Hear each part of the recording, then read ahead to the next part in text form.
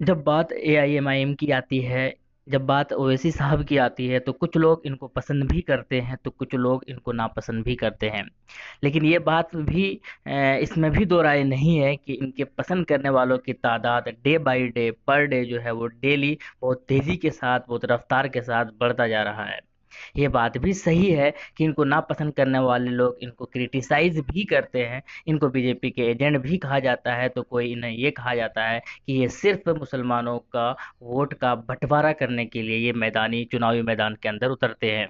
ये बात भी सही है। कुछ लोग इनके मुरीद और फैन भी है, और उनको यही लगता है, सिर्फ यही इस वजह से फैन है कि उनको लगता है कि अ, हक और वहदानियत का प्रचार करने वाला, एडवर्टाइज करने वाला सिर्फ अकेला एक मर्द मुजाहिद जो है वो असदुद्दीन ओवैसी के रूप में है या एआईएम के पार्टी के रूप में है। आइए इसे ही समझने की कोशिश करते हैं, और कुछ स्टेट के अंदर क्यों इन्होंने सिर्फ इस वजह से इलेक्शन नहीं लड़ा, जबकि वहां पर वो जीत सकते थे, लेकिन सिर्फ इस वजह से नहीं लड़ा ताकि मुसलमानों के वोट का बंटवारा ना हो सके। आइए कुछ सवालों के जवाब हम लोग इस वीडियो के अंदर तलाश करने की कोशिश करते हैं।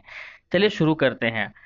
असम के अंदर और केरल के अंदर इन्होंने चुनाव लड़ने का नहीं फैसला किया, जबकि बहुत सारे सवाल खड़े हो गए कि असम के अंदर तो लगभग 30-35% मुसलमान पॉपुलेशन है, और इतना ज़्यादा पॉपुलेशन कहीं पर भी नहीं है एक बड़ा स्टेट के अंदर, फिर भी यहाँ पर इन्होंने चुनाव लड़ने का फैसला क्यों नहीं किया। केरल के अंदर बहुत ज़्यादा मुस्लिम पॉपुलेशन है, एक अच्छी खासी पकड़ भी है इनकी, फिर भी क्यों नहीं वहाँ पर चुनाव लड़ने का फैसला किया। तो इन्होंने इनका जो जवाब आइए थोड़ा सा ढूंढने की कोशिश करते हैं। पहले इन्होंने इनका स्टेटमेंट देख लेते। इन्होंने कहा कि AIMIM will contest polls in all Indian states except Assam and Kerala. वैसे साहब का स्टेटमेंट था कि पूरे भारत के अंदर हर एक स्टेट के अंदर चुनाव लड़ेंगे सिवाय असम और केरला के। क्यों, इनका रीजन क्या था, क्यों नहीं यहाँ पर ये चुनाव लड़ रहे थे, बहुत सारे लोगों का सवाल भी था। उसी के हिसाब से, उसी के मद्देनजर मैं इस वीडियो को बना रहा हूँ। तो क्यों नहीं लड़े या क्यों लड़ना नहीं चाहते हैं, तो उनका रीजन था, उनका रीजन यही था कि Asaduddin Owaisi skips Assam polls to prevent Muslim vote split. बस यही एक रीजन था कि मुस्लिम वोटों का बंटवारा ना हो, बस ये एक रीजन था। और ये उन लोगों के लिए मुंह पर तमाचा है जो लोग ये कहते हैं कि मुस्लिम वोट का बंटवारे के लिए मैदानी क्षेत्र के अंदर आते हैं। क्योंकि इन्होंने कहा था कि एयूडीएफ जो मौलाना बदरुद्दीन अजमल साहब की पार्टी है वो एक अच्छा परफॉर्मेंस कर रही है, वो अच्छा काम भी कर रही है, और हम नहीं चाहते कि वहां पर मुसलमानों का वोट बंटवारा हो मेरी वजह से, इसलिए हम आसाम चुनाव नहीं लड़ रहे हैं।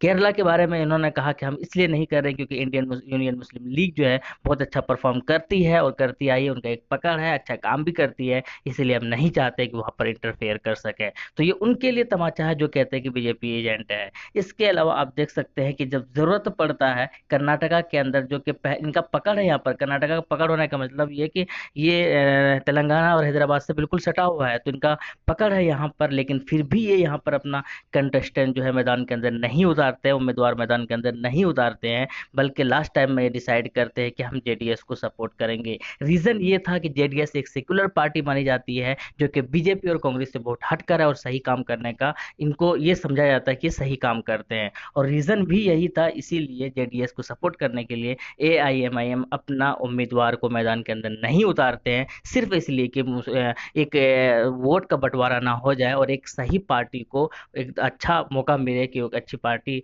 फाइट कर सके मैदान के अंदर। और हुआ भी यही, जेडीएस को फायदा भी हुआ था और इनका सीएम भी बना था। इसके बाद बात करते हैं दिल्ली का। दिल्ली के अंदर पूरा प्लान था, हर एक चीज था, नॉमिनेशन भी करने के लिए तैयार थे, बस लास्ट टाइम में सिर्फ इसलिए नहीं क्योंकि एनआरसी और सीए का बहुत ज्यादा उस टाइम जोर शोर पकड़ा हुआ था, और नहीं चाहती थी कि मैम दिल्ली के अंदर भी बीजेपी की हुकूमत आ जाए, बीजेपी का लीडर बन सके। इसीलिए उनको केजरीवाल को सपोर्ट करने की, इनडायरेक्ट सपोर्ट करने की हैसियत से उन्होंने चुनावी मैदान के अंदर अपना कैंडिडेट नहीं उतारा, और उन्होंने ये कहकर चुनाव स्टेटमेंट देकर खारिज कर दिया कि हम लोग एमसीडी में पूरा इंटरेस्ट के साथ मैदान में आएंगे। जबकि आपको मैं बता दूं 2016 से ही दिल्ली के अंदर काम चल रहा है, और 2016 से ही दिल्ली के अंदर एमआईएम अपना पकड़ बना रही है, लेकिन फिर भी चुनाव इसलिए नहीं लड़ती है ताकि वोटों का बंटवारा ना हो। और केजरीवाल जो कि सही काम करते हुए आए थे, हालांकि ये बात किसी को पता नहीं था कि चुनाव के बाद उनके अंदर जो एक अलग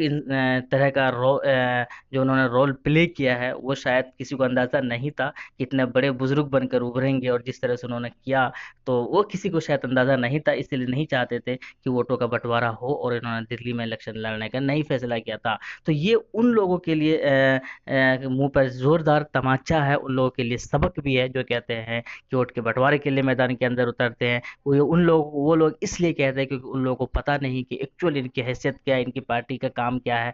जो लोग इनको समझते हैं, जो लोग इनकी पार्टी के से बाखबर रहते हैं हर चीज़ के मामले में, तो वो लोग शायद उनको समझते हैं अच्छे बेहतर तरीके से। जो लोग नहीं समझते हैं, जो लोग इनको नहीं जानते हैं, वो शायद मीडिया के थ्रू जानने की कोशिश करते हैं या जानते हैं, तो शायद वो उनको गलत इमेज लेते हैं या गलत तरीके से पेश करते हैं।